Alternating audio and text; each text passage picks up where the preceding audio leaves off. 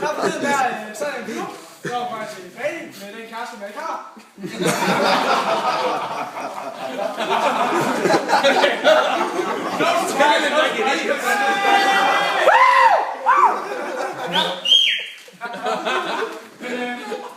Det så sker, at jeg kommer ind i flyveren, og jeg sidder så helvedes dårligt i en flyver. Og sidste gang, jeg sad fucking dårligt. Fordi jeg sidder mig selv. Dagen foran mig vælger jeg at sætte helt tilbage. Og man bag mig vælger jeg at sætte helt frem. Og når jeg kan se. Det var ikke en tur. Så nu er der godt kæft. Det er ikke helt sjovt. Så kommer bare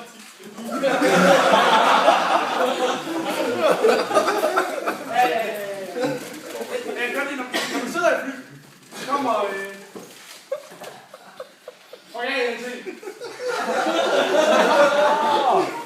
så kommer piloten altid lige over højtalerandlægget. Jeg vil så lige flå over New York. Det er en opvej, der skal til Bali. De holder sig med næsen, men det ikke giver for. Lad os se.